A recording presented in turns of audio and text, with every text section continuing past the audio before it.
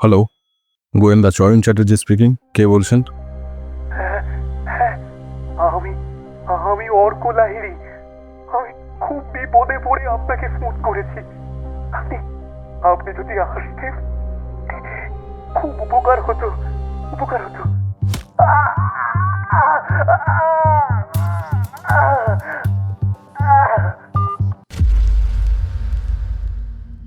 Hello hello Papai, এই ফোনটার লোকেশনটা ট্র্যাক করতো, কুইক, আমাদের বেরোতে হবে।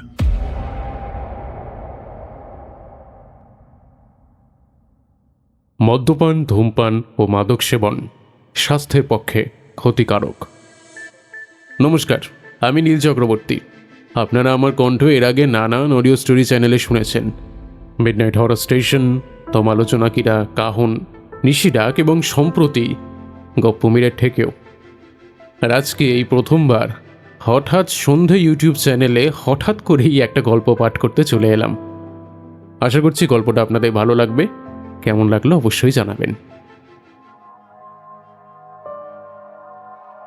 হঠাৎ সন্ধেতে আমরা বিভিন্ন ধরনের গল্প প্রচার করে থাকি। অলৌকিক, গোয়েন্দা, তন্ত্রমন্ত্র ইত্যাদি। অলৌকিক গল্পের আবহে আমরা অনেক সময় দেখেছি যে সেখানে তন্ত্রমন্ত্র, ঝাড়ফুঁক, কালা জাদু ইত্যাদির ব্যবহার হয়ে থাকে। লেখক তার গল্পের রোমাঞ্চকর আবহাওয়া সৃষ্টির জন্যই এইগুলির ব্যবহার করে থাকেন।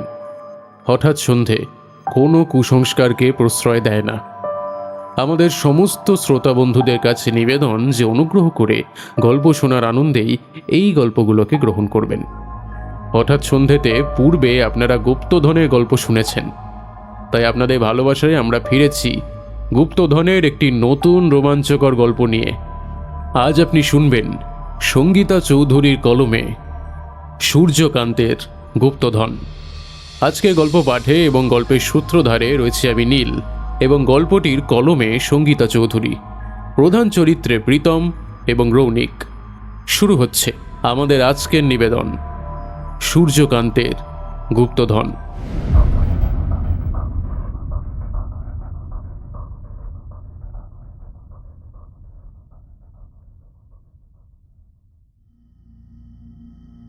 ফোনে কথা বলতে বলতে হঠাৎই ফোনটা হাত থেকে পড়ে গেল রামকান্ত লাহিড়ীর। রামকান্ত বাবুর ছোট ছেলে অর্ক বাবাকে স্থির হয়ে দাঁড়িয়ে থাকতে দেখে ছুটে এলো। বাবা, কি কি হয়েছে তোমার? এমন করছো কেন? ডাক্তার আঙ্কেলকে ফোন করব? রামকান্ত বাবু ছেলেকে ধরে কোনো রকমে চেয়ারে বসলেন। তারপরে অনেক কষ্টে বললেন, তোর দাদাই আর নেই টুকা। নিজেকে সামলাও বাবা। তুমি তুমি জল খাবে? হ্যাঁ, এ নাও, এ নাও, এ নাও, একটু জল খাও। হ্যাঁ হ্যাঁ, আমি আমি ড্রাইভার আঙ্কেলকে বলছি গাড়ি বার করতে। হ্যাঁ, আমাদের তো যেতে হবে এক্ষুনি। রামকান্ত বাবু ছেলেকে ডেকে বললেন, তোর মা তো কলেজের এক্সকারশনে গেছে, ওকে তো খবরটা দিতে হবে। তুমি চিন্তা করো না, আমি মাকে ফোন করে বলে দিচ্ছি। মা বরং ডাইরেক্ট গ্রামের বাড়িতে চলে যাবে। অর্ক ছোটাছুটি করতে লাগলো। তার মাকে ফোন করে দুঃসংবাদটা জানালো। ড্রাইভার আঙ্কেলকে এসে গাড়ি রেডি করতে বলল, কিন্তু সমস্ত কাজের মাঝখানে মাঝে মাঝেই সে শুনতে পেল রামকান্ত বাবু গোটা ঘর পায়চারি করতে করতে ডুকরে ডুকরে কেঁদে চলেছেন। তোমাকে কত করে বলতাম বাবা, তুমি গ্রামের বাড়ি ছেড়ে আমাদের এখানে চলে এসো, কিন্তু কিন্তু তুমি বলতে শহরে নাকি তোমার দম আটকে যায়। দেখো দেখো, সেই গ্রামেই তোমার দম আটকে গেল। শেষবার কথাটাও আর বলে উঠতে পারলাম না তোমার সঙ্গে। অর্ক একটা দীর্ঘশ্বাস ফেলে কোনো রকমে নিজের বাবাকে সামলে গাড়িতে বসালো। তারপরে বাবা ছেলে মিলে রওনা দিল গ্রামের বাড়ি লক্ষ্মীকান্তপুরের উদ্দেশ্যে। বহরমপুর থেকে বেশ কিছুটা দূরে পড়ে এই গ্রাম।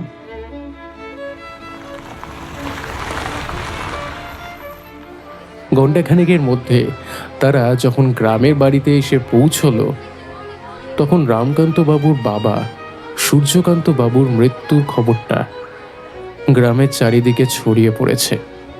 তাই স্বাভাবিকভাবেই তাদের বাড়িতে মানুষ ভিড় করে রয়েছেন। অর্ককে দেখে ছুটে এলো রহিম চাচা, পুরুত ঠাকুর আর চামেলি দিদি। তারা পুরো বিষয়টা অর্ককে বুঝিয়ে বলতে থাকে। অর্ক ছোট থেকে দেখে আসছে রহিম চাচা এই বাড়ির দারোয়ানের কাজ করে, আর পুরুত ঠাকুর বাড়ির মন্দিরের পুজো আচ্চা করেন। রান্নাবান্নার দিকটা অবশ্য চামেলি দিদি সামলান। এরা প্রত্যেকেই নিজেদের পরিবার নিয়ে এই লাহিড়ি বাড়িতেই থাকত। অর্ক যখন অনেক ছোট, তখনই তার ঠাকুমা মারা যান। রামকান্ত বাবু এবং তার স্ত্রী উর্মিলা দেবী অনেক বুঝিয়েও সূর্যকান্ত বাবুকে শহরে নিয়ে যেতে পারেননি। তিনি এই গ্রামেই রয়ে যান। তবে ছুটি ছাটাতে রামকান্ত বাবু স্ত্রী এবং ছেলেকে নিয়ে গ্রাম থেকে ঘুরে যেতেন। রামকান্ত বাবুকে দেখে ডাক্তার নীলরতন ব্যানার্জি এগিয়ে এসে বললেন, আগের বাড়ি তো তোমাদের বললাম তোমার বাবার হার্টের কন্ডিশন খুব একটা ভালো নয়। এই গ্রামে ভালো ডাক্তার কোথায়, শহরে নিয়ে যাও। তা বলে এত তাড়াতাড়ি যে সব শেষ হয়ে যাবে। আমি অনেক বুঝিয়েছিলাম কাকা, কিন্তু আপনি তো জানেন উনি কথা শোনার মানুষ নন। নিজে যেটা ভালো মনে করেন চিরকাল সেটা করে এসেছে। মা মারা যাওয়ার পরে কম তো বোঝাইনি, কিন্তু কিন্তু না, সেই এই গ্রামেই রয়ে গেলেন গো ধরে। হ্যাঁ, ওই এক মানুষ ছিলেন। আমি আসা যাওয়ার পথে যখনই এসেছি এ বাড়িতে দেখেছি উপরতলায় নিজের বইয়ের ঘরে সব সময় বইয়ের পাতায় চোখ রেখে আছেন। ওনার মতো জ্ঞানী মানুষ এই অঞ্চলে সত্যি খুব কম ছিল। যাই হোক, তোমরা সবটা সামলে নাও, পরে বরং আমি আসবো।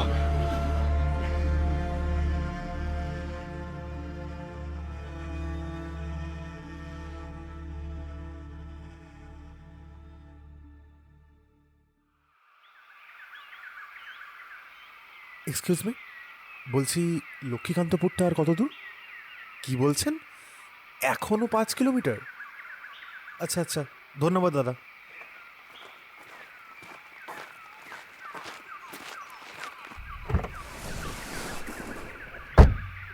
কিরে, কি বললেন ওই ভদ্রলোক? আর 14 বার যে গাড়ি থেকে নামছিস সেটা কেন? গাড়িতে থেকেও তো জিজ্ঞাসা করা যায় নাকি? না, যাই না কাকাই। এমন একটা জায়গা, লোকেশনটাও ঠিক বুঝতে পারছি না। আর তুমিও সত্যি পারো। সাত সকালে একটা ফোন নিয়ে এত ব্যস্ত হওয়ার কি আছে বুঝতে পারি না। হতে পারে কেউ তোমার সঙ্গে মজা করেছে। কে একটা ফোন করেছে, সেই ফোনের লোকেশন ট্র্যাক করতে এত দূর চলে এলে। আমার সিক্স সেন্স কখনো ভুল হয় না ভাইপো। আমার মন বলছে যে ফোন করেছিল সে তোরই বয়সী, আর সে নেহাত বিপদে পড়িয়ে আমাকে ফোন করেছে। ফোন করতে করতে হঠাৎই তাকে পেছন থেকে বাড়ি মারে কেউ। সে আর্তনাদ করে ওঠে আর ফোনটা তার হাত থেকে পড়ে যায়, বা ফোনটা তার হাত থেকে কেড়ে নেওয়া হয়। আচ্ছা, তুই লক্ষ্মীকান্তপুরের ওসির সঙ্গে কথা বলেছিস তো? আমাদের ওখানে পৌঁছাতে বেশ কিছুটা সময় লেগে যাবে, তার আগে উনি যেন ব্যবস্থা করে নেন।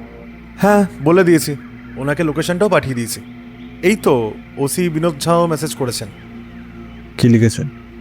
কাকাই, ওসি সাহেব তোমার বেশ ভালোই প্রশংসা করেছেন। ওসি সাহেব লিখেছেন, তোমার কাকাইয়ের বুদ্ধিকে সত্যি স্যালুট। লোকেশন যেখানে দেওয়া হয়েছে সেটা হলো লক্ষ্মীকান্তপুরের সূর্য ভিলা, ওই গ্রামের সূর্যকান্ত বাবুর বাড়ি। আমরা সেখানে গিয়ে দেখি বাড়িতে সেই মুহূর্তে তখনও কেউ নেই, কিন্তু তবু তোমার কাকার কথার উপর ভিত্তি করে আমরা ঘরের ভেতরে ঢুকে যাই। আর যখন দেখতে পাই ভেতরে অজ্ঞান হয়ে পড়ে আছে সূর্যকান্ত বাবুর নাতি অর্ক লাহিড়ী। অর্কর মা আর বাবা একটা গুরুত্বপূর্ণ কাজে বাড়ির বাইরে গিয়েছিলেন। বাড়ির মধ্যে সেই সময় রাধুনী মাসেও ছিল না, আর গার্ড ভদ্রলোককে অজ্ঞান করে অন্যদিকে ফেলে রাখা হয়েছিল। চুরির উদ্দেশ্যে এই কাণ্ড ঘটনা হয়েছে বলেই আমাদের অনুমান। সেই ওদের এই অনুমান কি এর বাইরে আর যাবে? যাক, ছেলেটা যে ভালো আছে এটা জেনেই বেশ ভালো লাগলো। আশা করি ছেলেটা সব দিক সামলে নিয়ে আবারও আমাকে ফোন করবে। ও পুলিশকে সবটা জানাতে চায় না, আর তাই জন্যই আমার সঙ্গে যোগাযোগ করেছিল। তাই চুরির তত্ত্বটা যে ওই খাঁড়া করেছে সেটা বোঝা যায় কিন্তু। চয়নের কথা শেষ হবার সঙ্গে সঙ্গে তার হাতের ফোনটা বেজে উঠল। ফোনটা ধরে সে বলল, হ্যাঁ অর্ক, তোমাদের গ্রাম থেকে 5 কিলোমিটার মতো দূরে রয়েছে, কিছুক্ষণের মধ্যেই ঢুকছি। না, লোক পাঠাতে হবে না, আমরা চলে যাচ্ছি। ফোনটা রেখে চয়নের মুখে একটা চওড়া হাসি খেলে গেল। কোনো বুদ্ধিদীপ্ত কেস পেলেই তার মুখে এই হাসির রেখাটাই ফুটে ওঠে।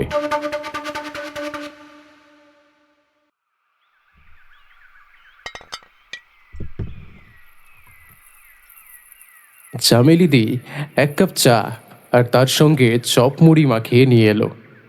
খাবারগুলো দেখে চয়ন বিনা বাক্য ব্যয় সেগুলো খেতে শুরু করলো। কিছুক্ষণের মধ্যেই রামকান্ত বাবু সেখানে এসে উপস্থিত হলেন। রামকান্ত বাবু এসেই বললেন, কি সমস্যা বলুন দেখি। আমার বাবার কাজ মেটানোর জন্যই এখানে এসেছিলাম, কাজকর্ম মিটে গেছে, বাড়ি ফিরবো বলেই ভাবছি, হঠাৎ এরকম একটা ঘটনা ঘটলো। আমি তো ছেলেকে বলছিলাম চল আমার সঙ্গে, কিন্তু সে বলল দাদুর এত যত্ন করে করা বাড়ি দাদুর মৃত্যুর সঙ্গে সঙ্গেই কারা বাড়িতে ঢুকে চুরি করতে চায় সেটা জানা উচিত। ঘটনা দেখে বোঝাই যাচ্ছে মামুলি চুরি ছিনতাইয়ের কেস। প্রায় ওই 50-60 হাজার টাকা মতো খোয়া গেছে। তবে তবে ওরা যখন বাড়িতে টার্গেট করেছে হয়তো আবার আসতে পারে। এভাবে তো ছেড়ে দেওয়া যেতে পারে না ওদের।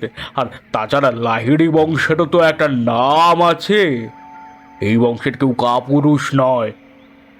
আবার শহরেই সমস্ত কাজ, আর আমার মিসেস কলেজে পড়ান। আমাদের তো ফিরে যেতে হবে, ছুটি ফুরিয়েই এসেছে। হ্যাঁ, সেজন্যই তো অর্ক আমাদেরকে ফোন করে ডেকে নিল। হ্যাঁ, অর্ক বলল আপনার ভাইপোর বন্ধু। আপনাদের কথা শুনে আমি আর অমত করিনি।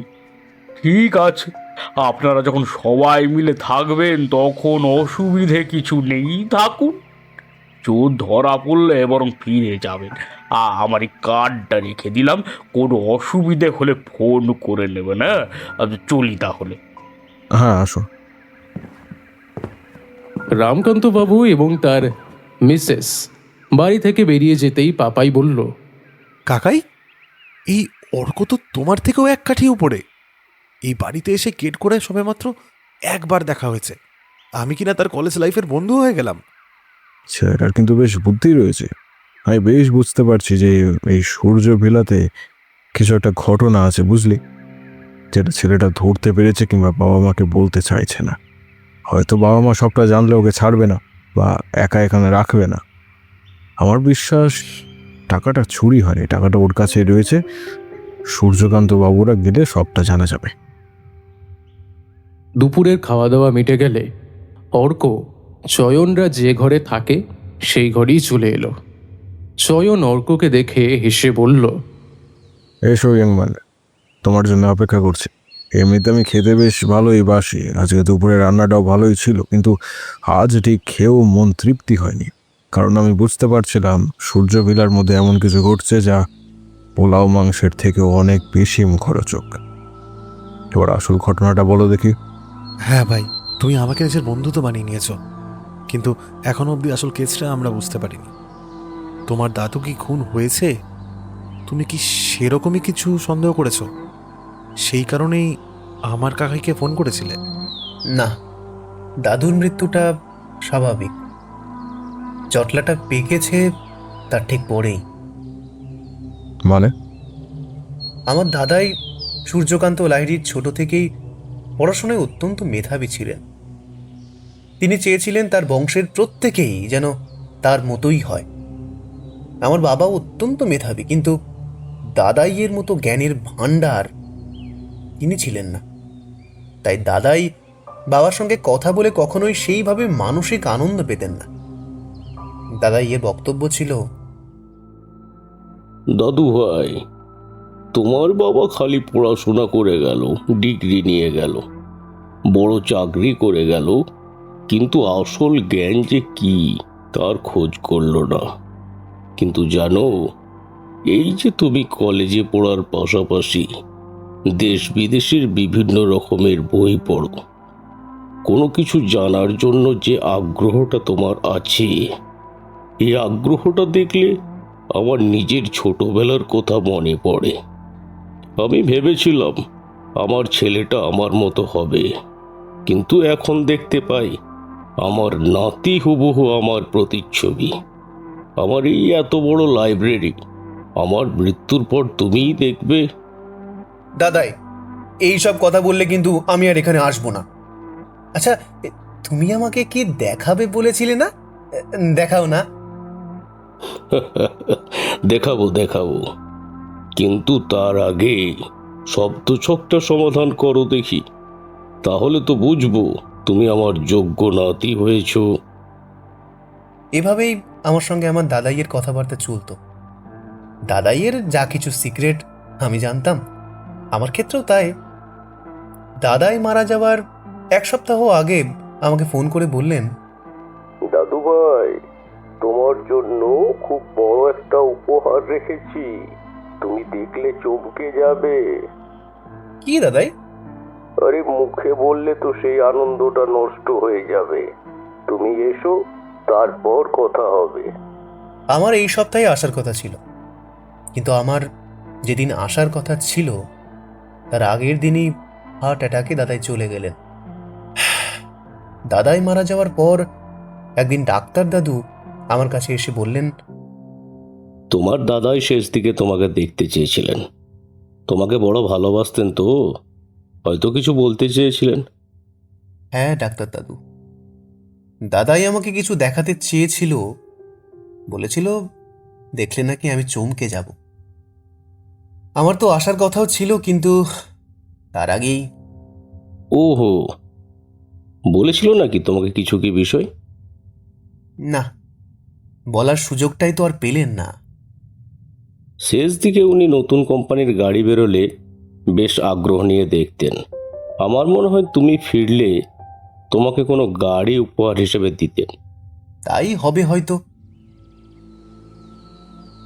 ডাক্তার দাদু তার মতো কথা বলে চলে গেলেন। আমি আর তার কথার কোনো বিরোধ না করে তার হ্যাঁতে হ্যাঁ মেলালাম বটে, কিন্তু আমার মন বলতে লাগলো আমার দাদাই পয়সা দিয়ে কেনা যায় এই রকম জিনিসকে কখনোই বড় হিসেবে দেখেননি। গাড়ি কিনে সেটা আমাকে চমকে দেবেন এমন কিছু তিনি বলতে চাননি। তিনি এমন কিছু বলতে চেয়েছিলেন যা আমাদের ভাবনারও অতীত। কিন্তু দাদাই এখন আর নেই, তো কিভাবে সেটা জানবো? আমার দাদাইয়ের এই ডায়েরি লেখার শখ ছিল। আমি তার লাইব্রেরিতে গিয়ে ডায়েরিটা খুঁজতে লাগলাম। খুঁজতে খুঁজতে দেখলাম ঠিক যেদিন উনি আমাকে ফোন করেছিলেন ঠিক সেই ঘটনার আগের দিন উনি ডায়েরিতে একটা ধাঁধা লিখেছেন। ধাঁধা? কোথায় সেটা? নেই সেটা। ধাঁধাটা পড়েই আমি আপনাকে ফোন করেছিলাম, আর তারপরেই আমার সাথে সেই দুর্ঘটনাটা ঘটে। পুলিশ আসার পর যখন আমার জ্ঞান ফেরে, তখন আমি দেখতে পাই ঘরের সব কিছু ঠিকঠাক আছে, শুধু ডায়েরির সেই পাতাটা নেই। আমি তখন দাদুর ক্যাশ বাক্স থেকে কিছু টাকা সরিয়ে টাকা চুরির গল্প বলি, কারণ ধাঁধা চুরির কথা কেউ বিশ্বাস করতো না, আর আমি চাইনি এটা জানাজানি হোক। আমার মনে হয়েছিল এই ধাঁধাটা কোনো গভীর রহস্যের একমাত্র সমাধান। ধাঁধাটা তোমার মনে আছে? কিছুটা, প্রথম দিকের কয়েকটা লাইন মনে আছে, তবে ধাঁধাতে না অনেক রকম চিহ্ন ছিল, সেগুলো ঠিক মনে করতে পারবো না। একবারই তো দেখেছিলাম। ডায়েরিটা একবার দেখাও দেখি। হ্যাঁ, সঙ্গে করে এনেছি। এই নিন, এই নিন। চয়ন অর্কর হাত থেকে ডায়েরিটা নিয়ে পকেট থেকে একটা পেন নিয়ে খসখস করে কিছু একটা লিখতে থাকলো। তারপরে অর্ককে ডায়েরিটা দেখিয়ে বলল, এরকম কিছু লেখা ছিল কি না? হ্যাঁ, এটাই সেই ধাঁধার সাংকেতিক চিহ্নগুলো। পেছনের পাতায় লেখাগুলো ছাপ ছিল, এটা এটা সত্যি আমার একবারও মনে হয়নি। আপনার সত্যিই উপস্থিত বুদ্ধি আছে। কি সুন্দরভাবে পেছনের পাতায় কালি বুলিয়ে আপনি লেখাটা উদ্ধার করে ফেললেন। হয়তো এটা পারতাম না যদি না তোমার দাদাই এত জোর দিয়ে লেখাটা লিখতেন। উনি এমনভাবে লেখাটা লিখেছেন যে পেছনের দিকে পাতাতে ছাপ পড়ে গিয়েছিল। যাই হোক, এবার ধাঁধাটা পড়া যাক। নে পড়। শ্বেত পাথরের রানী সে যে অন্ধকারে লুকিয়ে আছে, সেখানে যাও যেখানে ভালো হয় মন, খুঁজে পেলেই কেল্লাফাতে দারুণ গুপ্তধন। কাকাই, এ তো পুরো মাথার উপর দিয়ে যাচ্ছে। আর পাশে আবার কি সব চিহ্ন ম্যাপের মতো আঁকা, বড় করে একটা সূর্য আঁকা আছে। দেখো, সূর্যর থেকে আবার তীর চিহ্ন আঁকা। এই সূর্য, তীর চিহ্ন সব তো আমার মাথার উপর দিয়ে যাচ্ছে। আমি তো কিছু বুঝতেই পারছি না। কিন্তু আমি যে একটা কিছু বুঝতে পারছি ভাইপো। আরে, সেই কিছুটা তো আমিও বুঝতে পারছি যে গুপ্তধনের কথা বলা আছে, কিন্তু বাকিটা তো বোঝা যাচ্ছে না কাকাই। সূর্যকান্ত লাহিড়ী কিছু একটা গুপ্তধন খুঁজে পেয়েছিলেন। সে গুপ্তধনটি কোথায় আছে সেটাই তিনি ধাঁধার আকারে লুকিয়ে রেখেছেন। এখান থেকে স্পষ্ট হচ্ছে আরেকটা জিনিস, সেটা হলো গুপ্তধনটা এই সূর্য ভিলাতেই রয়েছে। কিন্তু প্রশ্ন হলো গুপ্তধনটা আসলে কি, আর গুপ্তধনটা উনি কোথায় লুকিয়ে রেখেছে, আর গুপ্তধনের বিষয়ে তুমি ছাড়া আর কে জানে? কে তোমাকে আগের দিন আঘাত করলো? আচ্ছা অর্ক, তোমার প্রেমিকা আছে?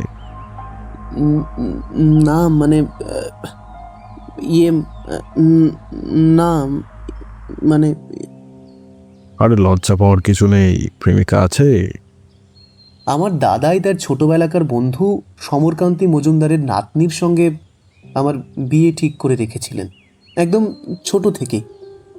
ছোট থেকেই সমরকান্তি দাদুর নাতনি তিন্নি আমার বন্ধু।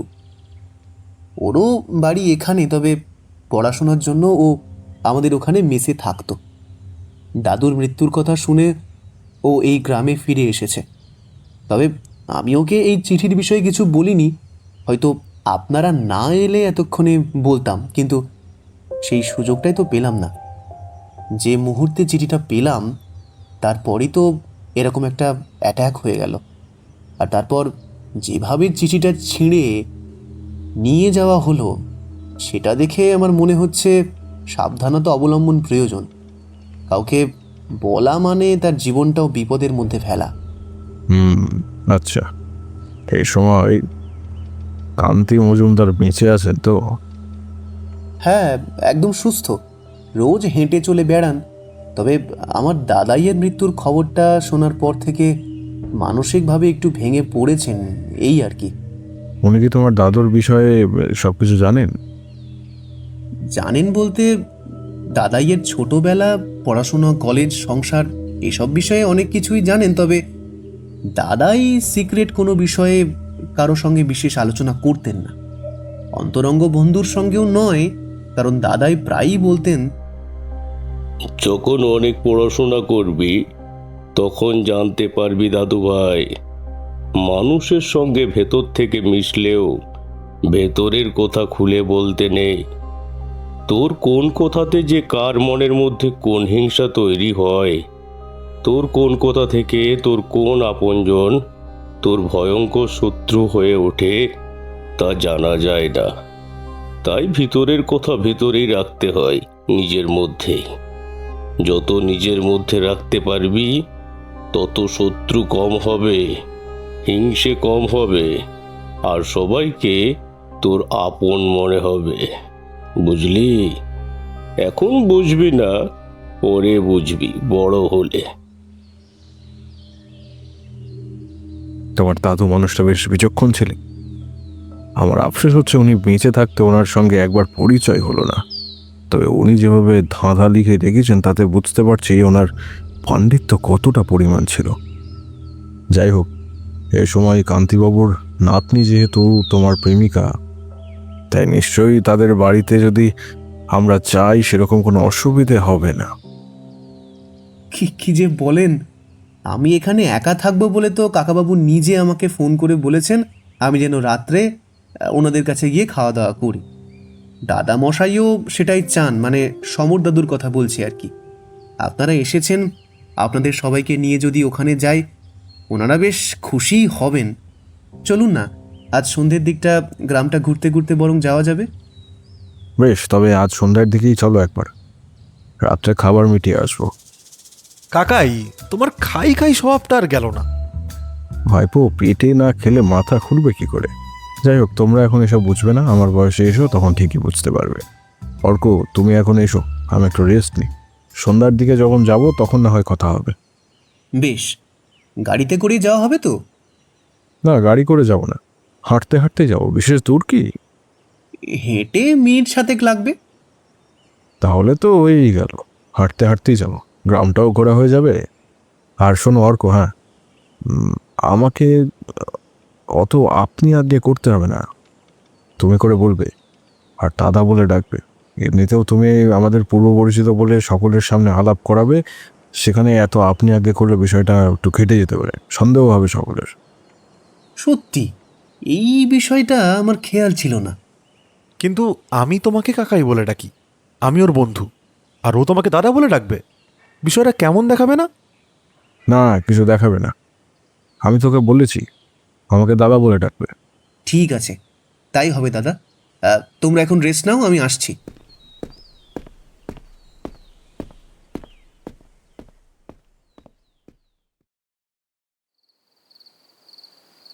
বলো চয়ন, তুমি আমার থেকে কি জানতে চাও?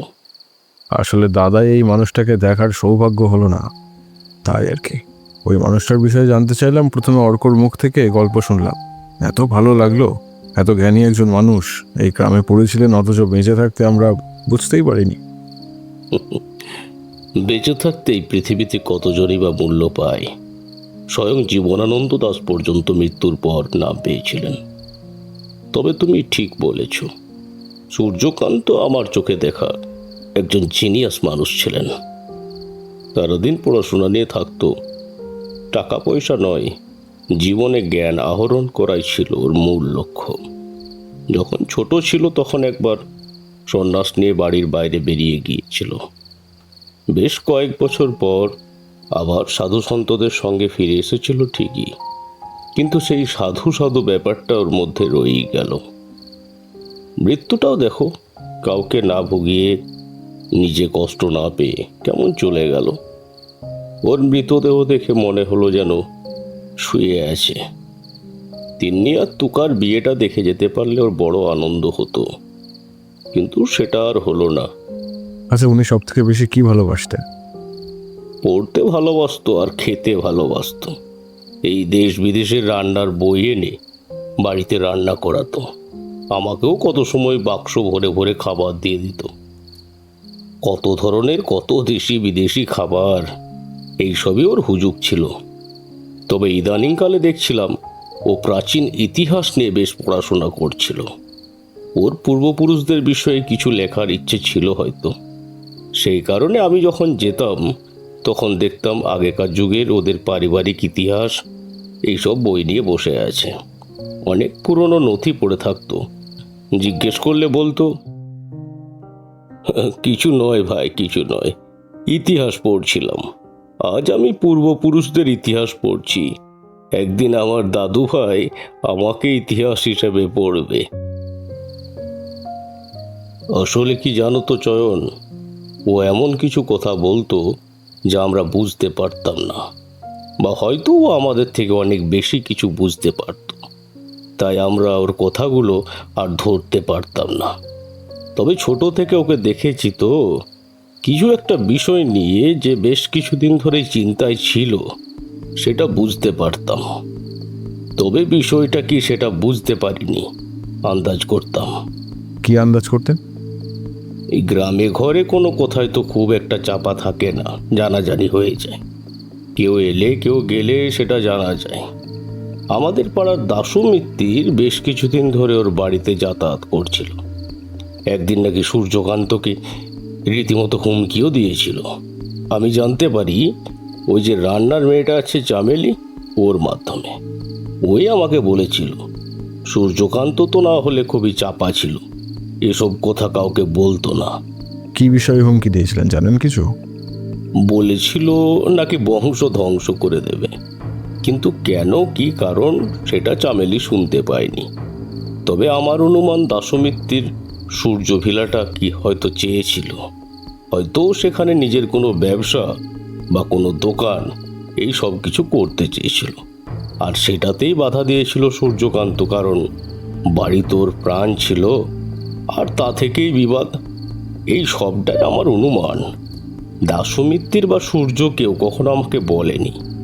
ওই যে বললাম, সূর্য খুব চাপা স্বভাবের ছিল, বন্ধুদের সাথেও প্রাণ খোলাভাবে মিশত, কিন্তু নিজের কোনো সমস্যা নিয়ে কখনো কারো সঙ্গে আলোচনা করতো না। আচ্ছা আচ্ছা, তিন্নি মায়ের সঙ্গে তোমাদের আলাপ হয়েছে? ওই তো আমাদেরকে আপনার ঘর অব্দি পৌঁছে দিয়ে গেল। ভারী মিষ্টি মেয়ে, দেখেই বোঝা যায়। আপনার শিক্ষা এবং সংস্কার দিয়ে বড় করেছেন, ভালোই মানাবে অর্কর সঙ্গে। কি বল পাপাই? আমি আবার কি বলবো? মিয়া বিবি রাজি তো আমার আর কি বলার আছে। হ্যাঁ, আমি বিয়েতে এসে পাত পেরে খেয়ে যেতে পারি, এটুকু তো করতেই পারি। যা বলেছ, তবে ওদের ক্ষেত্রটা কিন্তু আলাদা। ওদের বিষয়টা কিন্তু আমরা দুই বুড়োতে মিলে ঠিক করেছিলাম। তবে এখন এসব কথা থাক, কারণ তুকা আবার বসে লজ্জা পাচ্ছে। তুমি না দাদু, আমি কিন্তু এবার সত্যিই উঠে যাব। উঠে যাবে কোথায়? টিনের কাছে? আরে চয়নদা, তুমিও তা তুমি তলে তলে প্রেম করতে পারো, আর দাদা হয়ে আমি বললেই দোষ? হ্যাঁ, ঘরের মধ্যে হাসির রোল উঠল।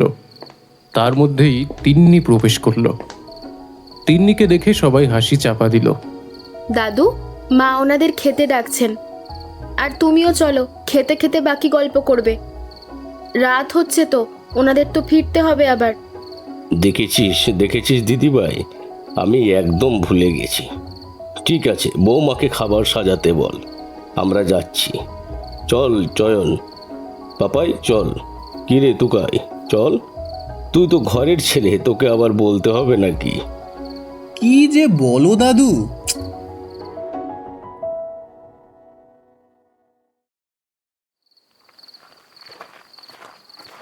সমরকান্তির বাড়ি থেকে বেরোনোর পর চয়ন, পাপাই আর অর্ক হাঁটতে শুরু করলো। মোবাইলের আলো জেলে পথ চিনে চিনে ওরা রাস্তা পার হতে শুরু করলো। কিছুটা পথ হাঁটার পরে ওদের সামনে রাস্তা গার্ড করে দাঁড়ালো দাসমিত্তির। তবে সে একা নয়, তাকে ঘিরে জনা পাঁচেক লোক। একেবারে দলবল নিয়েই সে হাজির হয়েছে বলা যেতে পারে। খোকা, খোকা, তোমার দাদু মারা গেছে শুনলাম। সত্যি খুব স্যাড নিউজ। খুব ভালো মানুষ ছিল, আমারই শুনে কান্না পাচ্ছে। কান্না পাচ্ছে নাকি মনে মনে প্রমাদ গুনছেন? এত ভালো ছিল তাহলে মানুষটাকে হুমকি দিয়েছিলেন কেন? কে বলো কথাটা? আমি চয়ন চ্যাটার্জি, আমার আরও একটা পরিচয় রয়েছে। জানি, গোয়েন্দা চয়ন চ্যাটার্জি। বাড়িতে যতই খোকা মিথ্যে বলুক, আপনার পরিচয় আমি ভালো মতোই জানি সালা। তবে এখানে আপনার গোয়েন্দাগিরি বিশেষ কাজে লাগবে না, বুঝলেন তো? চুপচাপ নিজের জায়গায় ফিরে যান, সেটাই ভালো হবে। আর হ্যাঁ খোকা, আর যেটা বলছিলাম, খোকা নয়, হ্যাঁ, আমার একটা নাম আছে, অর্ক। ওই হলো, এই যে অর্ক, বলছি তোমাদের ওই বাড়িটা ওটা আমাকে লিখে দাও না, ফ্রি অফ কস্টে না, টাকা দেবো।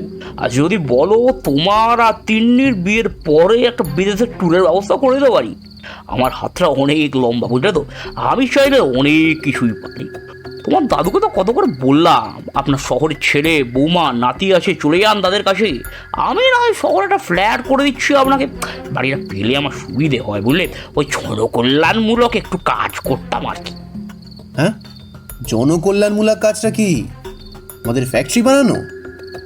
আরে খোকা, কি যে বলো, কি যে বলো, শুধুই আমাকে ভুল বুঝছো। আমি কিন্তু তোমাদের ভালোই চাই।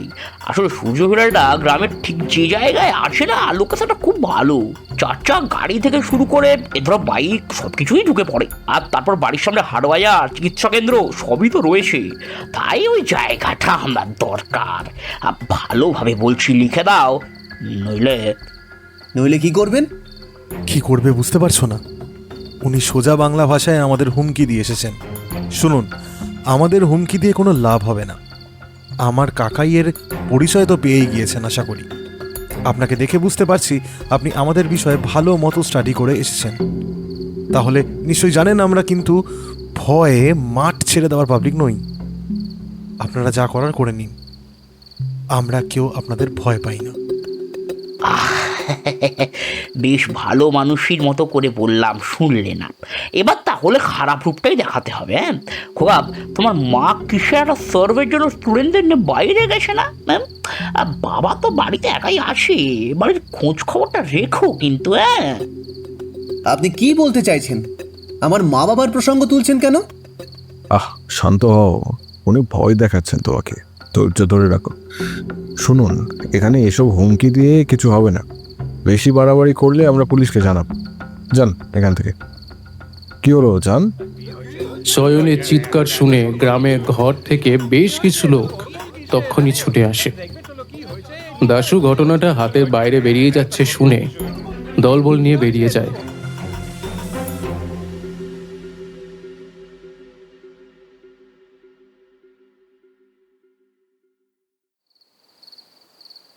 বাড়ি ফিরে চয়নরা দেখল বাড়ির সামনেটা ঘুটঘুটে অন্ধকার, অথচ আশেপাশে বাড়ির আলো জ্বলছে। অর্ক এই ঘটনায় বেশ অবাক হয়ে গেল। এমন তো হওয়ার কথা নয়। এমনটা তো সেদিন হয়েছিল যেদিন আমার সাথে। জয়ন্দা, আমার মনে হচ্ছে এখানে দাঁড়িয়ে থাকাটা বুদ্ধিমানের কাজ হবে না। মোবাইলের আলো জ্বালাও, ঘরে ঢুকতে হবে আমাদের। অন্ধকারে গেট পেরিয়ে ছুটে ঢুকতে গিয়ে একটা ভারী কোনো বস্তুতে ধাক্কা লেগে পড়ে গেল চয়ন। এখানে কিছু একটা আছে, আলো জ্বালাও তো। পাপাই আলো জ্বালতেই চিৎকার করে উঠল। রহিম চাচার লাশ সেখানে পড়ে আছে, তার গলার নলিটা কাটা এবং সেই রক্তেই ভেসে যাচ্ছে চারপাশ। অর্ক, ঘরে যাও, চাচার ঘরে গিয়ে দেখো তো সবাই ঠিক আছে কিনা। চামেলিদি কোথায়? যাও যাও যাও। পাপাই, তুই ইলেকট্রিক বোর্ডের কাছে যা। আমার মনে হচ্ছে সুইচটা নামানো রয়েছে। যাচ্ছি কাকাই। হ্যাঁ কাকাই, সুইচ অফ, তুলে দিলাম। জয়ন্দা, ওরা সবাই ঘরে অজ্ঞান হয়ে পড়ে আছে। মনে হচ্ছে কিছু একটা স্প্রে করে অজ্ঞান করে দেওয়া হয়েছে। শুধু চাচা তো বাড়িটা পাহারা দিত। আমি এখন বাবাকে কি বলবো? এবার বাবাকে সত্যিটা বলতে হবে অর্ক, ওনাকে সবটা জানাও। হ্যাঁ, কল করছি বাবাকে। রিং হচ্ছে, ধরেছে। তোমার বাবা মা আমার কাছে আছে। হ্যাঁ, ওরা ভালো আছে আর ভালো থাকবে যতক্ষণ তোমরা ওদের ভালো থাকতে দেবে। কে বলছেন আপনি? আমার বাবার ফোন আপনার কাছে কেন? বাবা কোথায়? বাবাকে দিন বলছি। বেশি প্রশ্ন নয়, সেটা বলছি, চুপচাপ শোনো। ওই যে গোয়েন্দা চয়ন আছে, তাকে কাজে লাগিয়ে গুপ্তধনের হদিশ নিশ্চয়ই পেয়ে গেছো। 72 ঘন্টার মধ্যে গুপ্তধনটা আমার চাই, নইলে তোমার বাবা মা বুঝতেই পারছো কি হবে। ভাবছো তো 72 ঘন্টা সময় কেন দিলাম? আরে 24 ঘন্টা তো রহিম চাচার দাহ করতেই লেগে যাবে। রাখি। আপনি রহিম চাচার বিষয়টাও জানেন? অর্ক, কি হলো? এভাবে তাকিয়ে আছো কেন? কে ফোন ধরেছিল? বলছি, আগে পুলিশে খবর দিতে হবে। রহিম চাচার বিষয়ে জানতে হবে। হ্যাঁ, আমি ফোন করেছি। পাপাই, তুই অর্ককে ধরে ভেতরে নিয়ে যা। আমার মনে হচ্ছে ও খুব ঘাবড়ে গিয়েছে। তোমার বাবা মার কি কিছু? সব বলছি দাদা, আগে বিষয়টা মেটাও। আর প্লিজ পুলিশকে কিছু বলো না, তাহলে ওরা আমার বাবা মাকে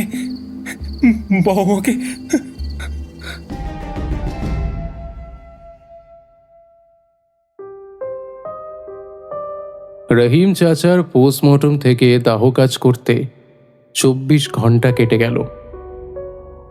রহিম চাচার শেষ কাজে রামকান্ত লাহিড়ী আর তার স্ত্রী না আসায় সমরকান্তি মজুমদার থেকে শুরু করে চামেলি দিদি সকলেই নানান প্রশ্ন করছিল, কিন্তু চয়ন খুব বুদ্ধি করে বিষয়টাকে ম্যানেজ করে নেয়। সে সকলকে জানিয়ে দেয় যে ওনারা একটা বিশেষ কাজে দেশের বাইরে গিয়েছেন। ওনাদের খবর দেওয়ার চেষ্টা করা হচ্ছে, কিন্তু ফোনই লাগছে না। সবাই সেই কথা বিশ্বাস করলেও এরকম একটা ঘটনায় বাড়ির কর্তাগিন্ডি না থাকাটা সকলের কাছেই বেশ দৃষ্টিকটু লেগেছে। রহিম চাচার কাজকর্ম মেটানোর পরে চয়ন অর্ককে ডেকে বলল, রহিম চাচাকে খুন করে বাড়ির সকলকে অজ্ঞান করে দুষ্কৃতীরা তোমার দাদায়ের লাইব্রেরি রুমে গিয়েছিলেন। সেখানে পুরো ঘরটা তারা তছনছ করে দেখেছে সেখানে কোথাও গুপ্তধন আছে কিনা। তারপর তারা তোমার বাবা মাকে কিডন্যাপ করেছিলেন, আর সেটাই আমার ধারণা। এইসব ওই দাসু মিত্তিরের কাজ। কিন্তু কিন্তু চয়নদা, এই মুহূর্তে আমার বাবা মাকে সেভ করাটা সব থেকে বেশি গুরুত্বপূর্ণ। তোমার ফোন বাজছে, ফোন ধরো।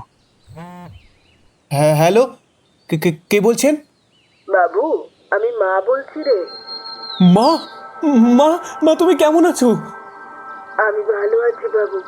আমাকে আর তোর বাবাকে এরা ধরে এনেছে, কিন্তু তুই কিন্তু এমন কিচ্ছু করবি না যেটা খারাপ। এই বেশি বকছো কিন্তু, এতটা তোমাকে বলতে বলা হয়নি। দাও ফোনটা, দাও। এই তোমার বাবা মা একদম ভালো আছে, কথা বললে তো শুনে নিলে নিজের কানে। ওদের নিয়ে একদম চিন্তা করো না, তুমি বরং গুপ্তধনের বিষয়ে নজর দাও। গুপ্তধন আমার হাতে এলে তোমার বাবা আমাকে একদম ফ্লাইটে করে তোমার কাছে পৌঁছে দেওয়া হবে। কি বললো? বলল গুপ্তধন ওদের হাতে এলে আমার বাবা মাকে একদম ফ্লাইটে করে আমার কাছে পৌঁছে দেবে। ফ্লাইটে করে? হঠাৎ এই কথাটা কেন বললো? তার মানে এখানে যে বিদেশে থাকার কথাটা বলেছিল সেটা ওদের কানে পৌঁছে গিয়েছে। আমি তো ভাবতেই পারছি না সব খবর ওদের কাছে পৌঁছে যাচ্ছে কি করে। এত স্ট্রং নেটওয়ার্ক, এখানে খুন, শহরে কিডন্যাপ, আবার এখানকার সব খবর একসঙ্গে। দাসু মিত্তিরের নেটওয়ার্কটা সত্যি খুব স্ট্রং। বুঝেছো তাহলে? হ্যাঁ, শয়তানকার নাম লিয়ে আর শয়তান হাজির। দেখো কি সব হয়ে গেল মাঝখান থেকে। আমি বলি কি, এত ভাবনা চিন্তা না করে যেটা বলা হচ্ছে সেটা করুন না। বাড়িটা আমাকে ছেড়ে দিন, বাদ বাকিটা আমি বুঝে নেব। অর্ক রেগে গিয়ে দাশুর কলার ধরতে গেল, আর সঙ্গে সঙ্গে দাশুর সাঙ্গপাঙ্গরা ছুটে এলো। চয়ন অর্ককে আটকালো। অর্ক, নিজেকে সামলাও, ভুলে যেও না আমাদের কাছে কিন্তু কোনো প্রমাণ নেই। চয়নদা, আমার ওপর একটু ভরসা রাখো। চয়নদা, শয়তানটা বাড়ি আর সম্পদ সব কিছু হাতাতে চাইছে একসঙ্গে। একদম ঠিক ধরেছো খোকা। চলি, তবে একটা কথা বলবো, রহিম চাচার সঙ্গে কিন্তু আমার কোনো দুশ্মনী ছিল না। তাহলে তাকে মারলে কেন? কে মেরেছে? আমি মাইরি বলছি, মারিনি, মাইরি বলছি। তবে যে করেছে সে আমাদের পোয়াওয়ারও করে দিয়েছে। ভীমের মতো লোকটা বাড়ি বাহারা দিত, সে আর রইল না। এখন তোমাদের পদে পদে বিপদ, তাই বাড়ি ছেড়ে চলে যাওয়াই ভালো। ভাবনা চিন্তা করে জানিও আমাকে। চলি। বিটকেল হাসি হাসতে হাসতে এরপরে দাশু মিত্তির চলে গেল সূর্যভিলা থেকে। আমার মনে হচ্ছে দাশু সত্যি কথা বলছে। মানে? রহিম চাচাকে খুন করার পেছনে দাশুর হাত নেই। যার হাত আছে তার গলার লকেটে এই সবুজ স্টোনটা ছিল। এটা কোথায় পেলে? লাইব্রেরি রুমে। কিন্তু এই একটা স্টোন দেখে কিভাবে বুঝবে কে খুনি? সেটাই তো, এই স্টোনটা আমি একজনের গলার লকেটে দেখেছি। কে? আমি চিনি তাকে? সে যেই হোক, সে দাশু মিত্তির নয়। আমার ধারণা দাশু এই বাড়িটার পেছনে পড়ে থাকলেও এই বাড়ির গুপ্তধন বা ইতিহাস সম্পর্কে সে কিছুই জানে না। এসব কিছুর পেছনে অন্য কেউ রয়েছে। তুমি যদি তাকে ধরেই থাকো তাহলে আমাদের সবটা খুলে বলছো না কেন? কারণ এখনো পর্যন্ত সবটা খুলে বলবার সময় আসেনি। তার চাইতে আমি যেটা বলছি সেটা তুমি শোনো। অর্ক, তুমি ধাঁধার লাইনটা একবার মনে করো তো, কি ছিল মনে আছে? শ্বেত পাথরের রানী সেজে অন্ধকারে লুকিয়ে আছে, সেখানে যাও যেখানে ভালো হয় মন, খুঁজে পেলেই কেল্লা ফতে দারুণ গুপ্তধন। আচ্ছা, শ্বেত পাথরের রানী বলতে কে? দেখো, আমাদের দেশে বিভিন্ন জায়গায় শ্বেত পাথর বা মার্বেলে এক রানীর মূর্তি রয়েছে। আমার মনে হচ্ছে তার কথাই বলা হয়েছে এখানে। তার মানে রানী ভিক্টোরিয়া? হ্যাঁ, আমি যদি খুব ভুল না করি তাহলে সূর্যকান্ত বাবু যে গুপ্তধনের কথা বলেছেন তা রানী ভিক্টোরিয়ার কাছ থেকে পাওয়ার কোনো উপহার, বা হতে পারে রানী ভিক্টোরিয়ার ব্যবহৃত কোনো জিনিস যা এই বংশের পূর্বপুরুষরা পেয়েছিল, আর তারই সন্ধান পেয়েছিল সূর্যকান্ত গুপ্ত। তারপর সেটাকে তিনি অনেক গোপনে কোথাও লুকিয়ে রাখেন এবং সেই সূত্রটা ধাঁধার আকারে লিখে রাখে। সমরকান্তিবাবু এর আগের দিন আমাকে বলেছিলেন যে কতক দূরে সূর্যকান্তবাবু তার পারিবারিক ইতিহাস নাড়াঘাটা করেছিলেন এবং এই সময়টাই তিনি বেশ চিন্তায় ছিলেন। তারপর যেভাবে লাইব্রেরি রুমটা একেবারে তছনছ করা হয়েছে তাতে কিন্তু সেটাই মনে হচ্ছে। অর্ঘ্য, তুমি তোমার বংশের পারিবারিক ইতিহাস নিয়ে কিছু কি জানো? আমি সেভাবে জানি না, তবে পুরুত ঠাকুরের বাবা বেঁচে আছেন। আমি বড় দাদু বলি। ওনারা বংশ পরম্পরায় আমাদের পরিবারের ঠাকুরের সেবা করে এসেছেন। উনি কিছু বলতে পারবেন। বেশ, তাহলে চলো আমরা ওনার কাছেই যাব। এখনই? হ্যাঁ, এখন আমাদের হাতে আর বেশি সময় নেই, আর পুলিশকেও এখন আর এই বিষয়টাতেও ইনভলভ করা ঠিক হবে না। চলো, আমি নিয়ে যাচ্ছি।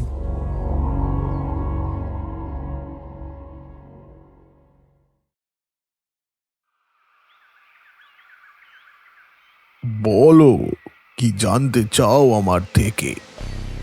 এই পরিবারের ইতিহাস জানতে চাই। আমার বিশ্বাস এই যে খুনটা হলো আর বারবার সূর্য বিলাতে যে চুরি হচ্ছে তার পেছনে রয়েছে এই বংশের ইতিহাস। আপনি আমাদের সাহায্য করতে পারেন কি? দয়া করে কিছু লুকোবেন না, সবটা বলবেন।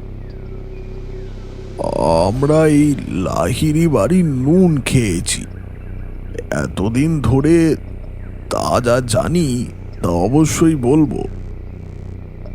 বেশ কিছুদিন আগে সূর্য বাবাকে, মানে অর্কর দাদুকেও সবটা বলেছিলাম। ও এসেছিল আমার কাছে বেশ কিছু কাজপত্র নিয়ে। তারপর পরিবারের ইতিহাসের কথা জিজ্ঞাসা করলাম। আমি সবটা বললাম। সবটা শোনার পর দেখলাম ও কেমন চিন্তিত হয়ে গেল। তারপরেই আমার ছেলের মুখ থেকে শুনলাম একদিন রাত্রে মন্দিরের গুপ্ত কক্ষের একটা দেয়ালের কিছুটা অংশ নাকি সূর্য বাবা লোক ডেকে ভাঙা করিয়েছে। এমনকি রাতারাতি সেটা মেরামত করাও হয়ে গিয়েছিল। আমি সবটা বুঝতে পারলেও কাউকে কিছু বলতে চাইনি, কারণ এ বাড়ির নুন খেয়েছি আমি। এই বাড়ির গুপ্ত কথা বাড়ির বাইরে বার করি কেমন করে? আমি তো এই বংশেরই লোক, বড় দাদু। আমাকে সবটা বলো, আমার জানার খুব দরকার। তাই তো তোমার কাছে ছুটে এসেছি। সূর্যকান্ত দাদু অমরকান্ত লাহিড়ী, তার পিতৃপুরুষের কাছে সেভাবে কিছুই পায়নি। একেবারে সর্বশান্ত করেই অমরকান্তর বাবা মারা গিয়েছিলেন। কিন্তু অমরকান্ত ছিলেন অত্যন্ত বুদ্ধিমান। কিভাবে আয় করতে হয় তা সে জানত। সেই সময় ভারত ছিল পরাধীন, তবুও পরাধীন ভারতকে নিয়ন্ত্রণে রাখার জন্য অস্ত্রের প্রয়োজন ছিল। সেই সময় ইংরেজদের বড় সাহেবদের নজরে পড়ে যায় অমরকান্ত। তাদেরকে দিয়ে অস্ত্র তৈরি করাতো এবং চুটিও নিত। তারপর অস্ত্র তৈরির কারখানা খুলে ফেলে সেই সময় যুদ্ধের বাজারে তার বেশ মুনাফা হতো। রাতারাতি তার নাম ডাক হয়ে যায়, আর ইংরেজদের বড় বড় অনুষ্ঠানে তাকে নিমন্ত্রণ করে ডেকে নিয়ে যাওয়া হতো। তার জন্যই সেই আমলে গাড়ি পাঠানোও হতো। তখনও এক সময় রানী ভিক্টোরিয়ার নজরে সে পড়ে যায়। রানী ভিক্টোরিয়া তাকে কিছু স্বর্ণ মুদ্রা দিয়েছিলেন। সেগুলো একটা লাল পুঁটুলিতে পড়ে সে নিজের কাছে রেখে দেয়। এরপর একটা সময়ের পর এক সন্ন্যাসীর সংস্পর্শে এসে অমরকান্ত মনোভাব বদলে যায়। সে তখন শহরের অস্ত্র তৈরি কারখানা রাতারাতি বন্ধ করে দিয়ে গ্রামে চলে আসে। এই গ্রামে এসে সে রাধা কৃষ্ণের মন্দির তৈরি করে।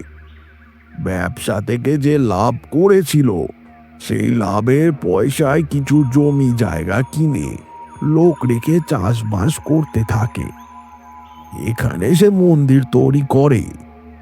আমার বাবা প্রথম সে মন্দিরের পূজারী ছিলেন। পরে আমি পুজো করতে শুরু করি। অস্ত্র তৈরির কারখানা বন্ধ করে দিল। অমরকান্তর কাছে রানী ভিক্টোরিয়ার উপহার স্বরূপ দেওয়া সেই স্বর্ণ মুদ্রা ছিল। সেই স্বর্ণ মুদ্রা কোথায় ছিল সেটা জানতে একমাত্র আমার বাবাই পেরেছিল। অমরকান্ত ধাঁধার আকারে সেই স্বর্ণ মুদ্রার খোঁজ লিখে রেখেছিলেন। সূর্যকান্ত যখন আমার কাছে এসে সব কিছু জিজ্ঞাসা করে, আমি তখন তাকে সেই ধাঁধা লেখা কাগজটি দিই। ধাঁধাটি কোনোদিনও আমি পড়ে দেখিনি, তবে ধাঁধাটা হাতে পাওয়ার পর মন্দিরের দেয়াল ভাঙার ঘটনা কানে আসতেই বুঝতে পারি ওই দেয়ালের মধ্যেই স্বর্ণ মুদ্রা লুকানো ছিল। সেই স্বর্ণ মুদ্রা এখন সূর্যকান্তের হাতে এসে পৌঁছেছে। তারপর সূর্যকান্ত সেই স্বর্ণ মুদ্রা কোথায় রেখেছে তা আমি জানি না। হয়তো সে তার বংশধরকে তার হদিস দিয়ে গিয়েছে। তার মানে চয়নদা, তোমার অনুমান একদম সঠিক। গুপ্তধন আসলে রানী ভিক্টোরিয়ার আমলের স্বর্ণমুদ্রা, বর্তমানে যার আন্তর্জাতিক মূল্য প্রায় কয়েক লাখ কোটি টাকা। কিন্তু এই গুপ্তধন দাদাই কোথায় রেখেছে? সেটাই তো এখন কোটি টাকার প্রশ্ন অর্ক। চলো এবার বাড়িতে পেটা যাক।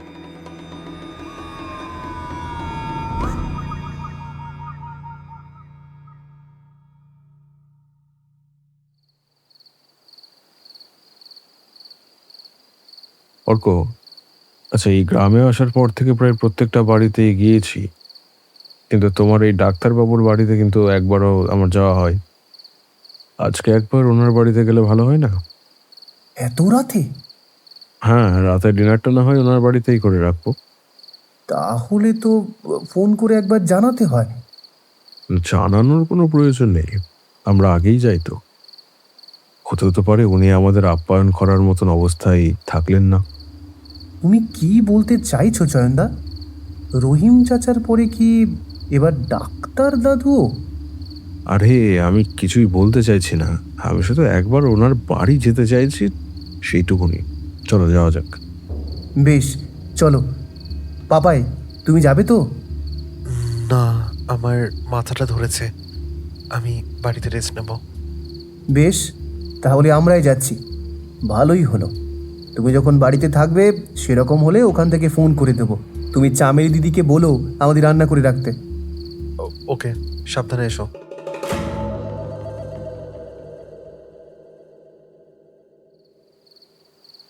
এ কি, তুমি অর্ক?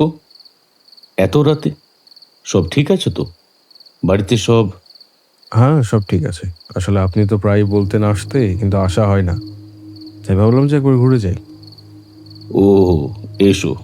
কি সৌভাগ্য আমার, তোমরা এসেছো। কই রে মিঠুন, জল মিষ্টি আন। মিঠুনকে? মিঠুন কাকা ডাক্তার দাদুর ছেলে। ও, আপনার সঙ্গেই থাকে। আর আপনার স্ত্রী? বছর 5 হলো মারা গেছেন, আর ছেলেটাও বিয়ে করেনি। আপনার আর কোনো ছেলে আছে নাকি? না তো। মেয়ে? না, ও একটি ছেলে। এত টাকা দিয়ে তাহলে কি করবেন? কিসের টাকা? চয়নদা, তুমি কি বলছো? আমি তো কিছুই। হ্যাঁ, যে টাকার লোভে রামকান্তবাবু আর তার স্ত্রীকে আপনার ভেতরের ঘরে বন্ধ করে রেখেছে, আপনার ছেলে মিঠুনকে গুন্ডা সাজিয়ে দুদিন ধরে গলা বদল করে অর্ককে ফোন করছেন। চয়ন, নাটক করে আর কোনো লাভ হবে না, সব প্রমাণ আমাদের কাছে রয়েছে। সূর্যকান্তবাবুর মৃত্যুর থেকে প্রতিটা ক্ষেত্রে আপনি আমাদের সঙ্গে ছিলেন, তাই আপনাকে সন্দেহ করাটা একটু কষ্টসাধ্য তো ছিল বটেই, কিন্তু রহিম চাচাকে খুন করে লাইব্রেরির রুমে যখন আপনি উঠেছিলেন তখন সেখানে একটা ক্লু ফেলে এসেছিলেন। কি কিসের ক্লু? আপনার গলার লকেটের মাঝখানের এই স্টোনটা। ডাক্তার নিজের গলার লকেটটার দিকে তাকিয়ে দেখল স্টোনটা সেখানে নেই, আর সে সঙ্গে সঙ্গে পকেটে হাত দিল আর একটা রিভলভার বার করে আনলো। অন্যদিক থেকে মিঠুন রান্নাঘর থেকে ছুটে বেরিয়ে এসে মেন দরজাটা লাগিয়ে দিতে গেল, কিন্তু লাগাতে পারল না, কারণ সেখানে পুলিশের লোক দাঁড়িয়ে ছিল। বাবা, একদম ঠিক সময় এসেছিস, কারণ আগে বললেও তুমি বিশ্বাস করতে না অর্ক।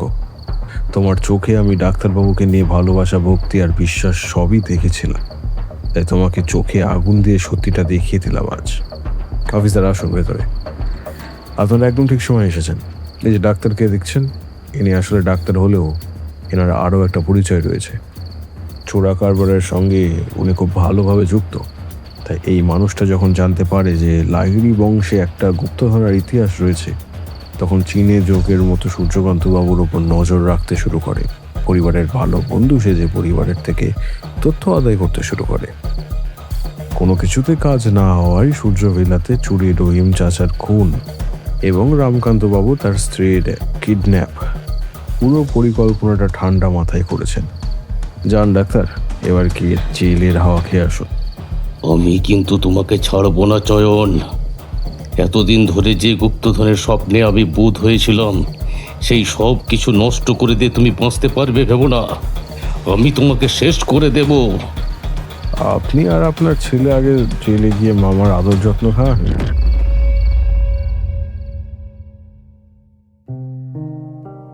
পাশের ঘর থেকে রামকান্তবাবু আর তার স্ত্রীকে অজ্ঞান অবস্থায় উদ্ধার করা গেল।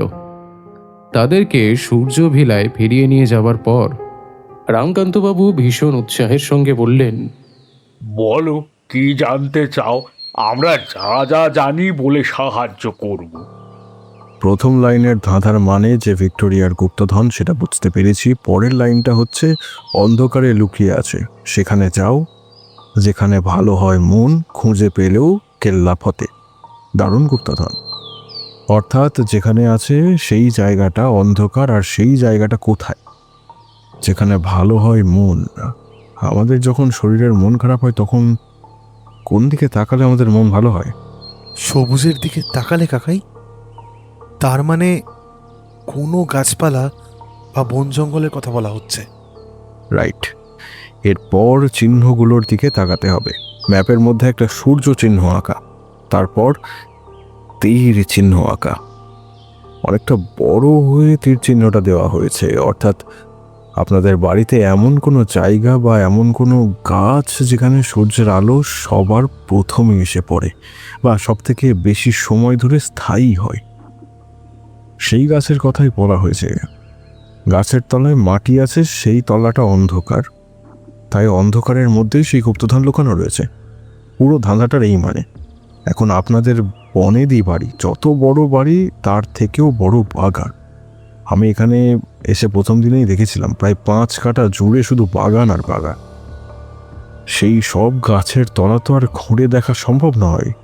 তাই এবার আপনারাই বলুন, এই বাড়িতে ঠিক কোন গাছের উপরে সূর্যের আলো সবার আগে এসে পড়ে বা সব থেকে বেশি সময় ধরে স্থায়ী হয়? এটা আপনারাই ভালো জানতে পারবে। এমন কোনো কথা তো দাদাই আমাকে বলেনি। আমার এমন কোনো কথা জানা নেই। আমিও তো এমন কথা কখনো বাবার মুখে শুনিনি। কি গো, তুমি কি কখনো এমন কিছু শুনেছ? আমাকে?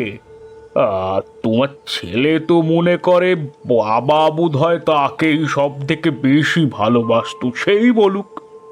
আহ, কি শুরু করলে কি তোমরা? এখন কি তোমাদের বাপ ছেলের ঝগড়া করার সময়? বাবা কাকে বেশি ভালোবাসতেন তা নিয়ে ঝগড়া করার সময় কিন্তু এটা নয়। তোমার সঙ্গে বাবার মানসিক কিছুটা দূরত্ব ছিল, উনি জ্ঞানের পূজারী ছিলেন আর তুমি কর্মের পূজারী, কিন্তু তার মানে তো এটা নয় যে উনি তোমাকে ভালোবাসতেন না। তুমি খেয়েছো কিনা সেটা জানার পরেই উনি খাবার খেতেন, আর এ কথা আমার থেকে ভালো আর কেই বা জানে। এখন তুকা যদি মনে করে যে বাবা ওকে বেশি ভালোবাসতেন, তাতে কি যায় আসে? ও তো তোমারই ছেলে নাকি? আচ্ছা বাবা, আমি স্বীকার করছি আমার ঘাট হয়েছে। দাদু আমাকে ভালোবাসলেও সব কথা দাদু আমাকে বলতেন না। এমন কিছু গোপনীয় কথা ছিল যা শুধু তোমাকেই বলে গিয়েছিল। দাদু চেয়েছিল গুপ্তধনটা আমরা দুজনে মিলে বার করি, বা ধাঁধার সমাধান করতে না পেরে তোমার কাছে ছুটে আসি। তাই এই টপ মোস্ট সিক্রেটটা আমার থেকে লুকিয়ে গিয়েছিল। এবার তো বলো। চয়ন যখন ধাঁধা সলভ করছিল তখনই আমার কাছে সবটা পরিষ্কার হয়ে যায়। আমাদের বাড়ির মধ্যে সূর্যের আলো সবার আগে কোথায় এসে পড়ে কিনা আমি বলতে পারবো না, কারণ এটা তো যুক্তিতর্কের বিষয়। তবে এই প্রসঙ্গে একটা ছোট ঘটনা আছে। আমার মনে আছে, আমি ছোটবেলায় যখন ব্যায়াম করতাম তখন বাবা বলতেন এই বাড়িতে এমন একটা জায়গা আছে, মানে সূর্যভিলার ওই বাগানের মধ্যে এমন একটা গাছ আছে যেখানে নাকি সূর্যের আলো সবার আগে এসে পড়ে। আর সেই কারণে বাবা আমাকে সেই গাছের কাছে নিয়ে গিয়ে রোজ ব্যায়াম করাতেন, ধ্যানও করাতেন। বাবা বিশ্বাস করতেন শরীর চর্চাটা একটা সাধনার অংশ। সেই কারণে আমি যখন শরীর চর্চা করতাম বা ব্যায়াম করতাম তখন আমি আর বাবা ছাড়া সেখানে কেউ থাকতো না। এই জায়গাটা বাবা আর আমি ছাড়া কেউ জানি না। তার মানে তো বিষয়টা দিনের আলোর মতন পরিষ্কার হয়েই গেল। যেহেতু জায়গাটা আপনি এবং সূর্যকান্ত বাবু ছাড়া আর কেউ জানতেন না, সেই জন্য জায়গাটা ভীষণ রকম সিক্রেট। তাই উনি সেই জায়গাটা নিজেই গুপ্তধনটা লুকিয়ে রেখেছেন। চলুন তাহলে যাওয়া যাক। কি অর্ক, রেডি তো? একদম। রামকান্তবাবু ওদেরকে নিয়ে বেরিয়ে এলেন। সূর্য ভিলার পূর্ব দিকে বাগান ঘেরা অঞ্চলটাই। লাহিড়ি বাড়ির পূর্বপুরুষদের মধ্যে বাগান প্রীতি এত বেশি ছিল যে প্রায় 5 কাঠার ওপর অংশ জুড়ে বাগান রয়েছে। সেখানে বট, মেহগিনি থেকে শুরু করে অশ্বত্থ সব গাছই রয়েছে। একটা অশোক গাছের কাছে এসে দাঁড়ালেন রামকান্তবাবু। তারপরে বললেন, এই অশোক গাছের কাছে বাবা আমাকে ব্যায়াম করাতেন আর বলতেন এখানে সূর্যের আলো নাকি সবার আগে পড়ে আর সব থেকে বেশি দীর্ঘ হয়ে পড়ে। গ্রেট। অশোক গাছ, অর্থাৎ সেখানে শোক নেই, যা দেখলে মন ভালো হয়ে যায়। কিন্তু এই গাছটা অন্যান্য গাছের মতো নয়।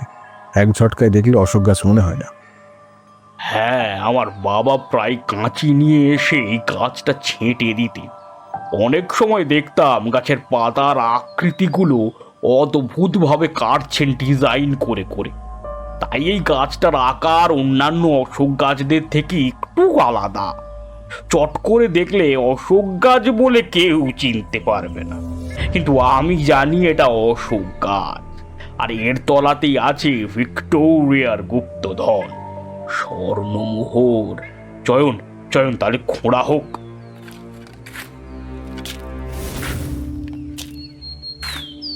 মিনিট সাথে খোঁড়ার পরেই বেরিয়ে এলো সেই স্বর্ণমোহরের থলি। পাপাই সেই থলি খুলে স্বর্ণমোহর হাতে নিয়ে চিৎকার করে বলল, ইউরেকা! ইউরেকা কিনা জানি না, কিন্তু এর মধ্যে ইতিহাস লেখা আছে। অর্ক, তোমার দাদাই কিন্তু ইতিহাস হয়ে গেলেন। আমি জানি তো দাদাই গ্রেট ছিল। ঠিক সেই মুহূর্তেই চয়নের ফোনটা বেজে উঠল। হ্যাঁ, চয়ন চ্যাটার্জি স্পিকিং। আচ্ছা, কেস ডিটেলসটা বলুন। আমি ঘন্টাখানেকের মধ্যেই যাচ্ছি।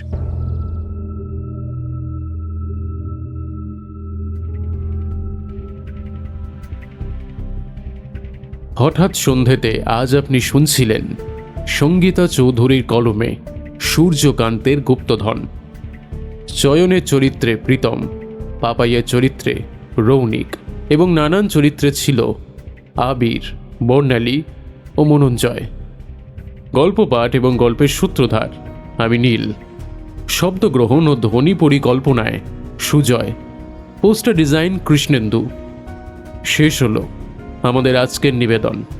সঙ্গে থাকুন, আবারও এক রোমাঞ্চকর গল্প নিয়ে ফিরছে হঠাৎ সন্ধে।